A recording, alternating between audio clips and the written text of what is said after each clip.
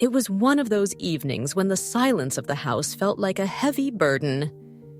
Elizabeth sat on the couch, watching her husband Charles immersed in his usual evening ritual, the news, then a few hours of television before going to bed. 40 years of marriage, 2 grown children, a peaceful life. Yet inside her, a silent desire stirred, suppressed for too long.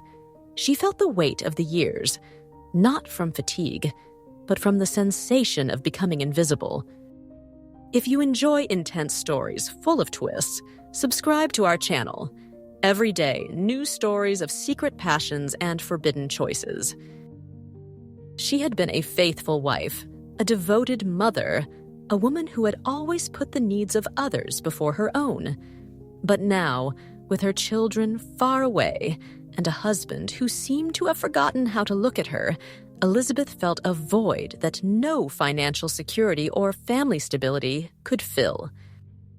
She decided to enroll in a gentle exercise class at a sports center near her home, not so much to get back in shape, but to feel alive. And that's where she saw him, for the first time.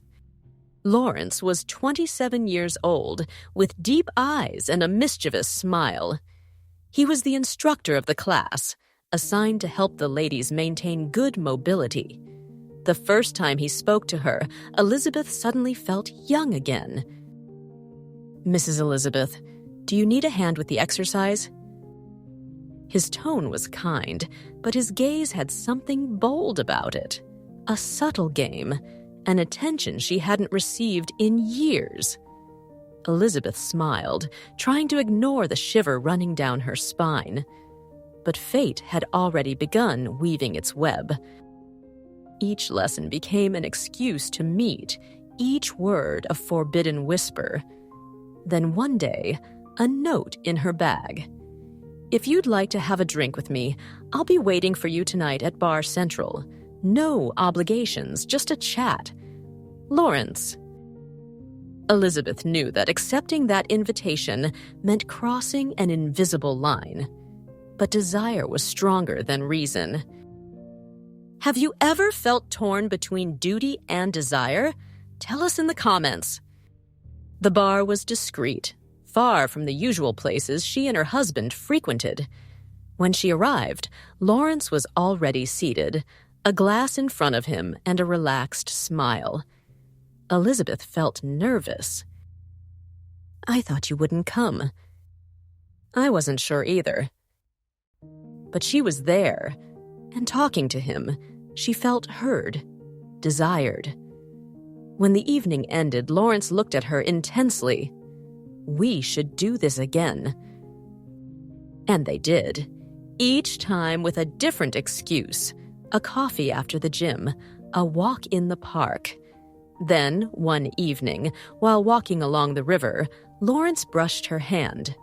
A simple gesture, but one that ignited a fire within her. "Elizabeth, what are we doing?" "I don't know."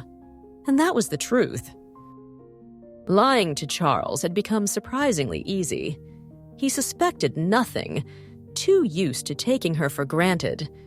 But Elizabeth knew that her attraction to Lawrence was becoming uncontrollable. Then, a message. "Come to my place tonight." There was no more ambiguity. That was a clear invitation. Elizabeth knew that once she crossed that threshold, nothing would ever be the same. But desire knows no morality. Lawrence welcomed her with a light, knowing smile. "If you want, you can still leave." Those words should have made her think twice. But they didn't. She took a step forward, feeling the door close softly behind her. And at that moment, her fate was sealed. The night was a whirlwind of emotions. Feeling alive, desired, adored. But at dawn, as Lawrence slept peacefully beside her, Elizabeth stared at the ceiling with a heart full of turmoil. She had betrayed Charles. It wasn't a mistake. It was a choice. Moral of the story: Forbidden passions can make us feel alive, but the price to pay is always high. True love is not just desire, but also dedication, respect, and loyalty. Elizabeth had tasted the thrill of the forbidden, but she had also realized that what truly matters in life is honesty with oneself and with those who love us. Have you ever had to choose between your heart and your mind? Tell us in the comments.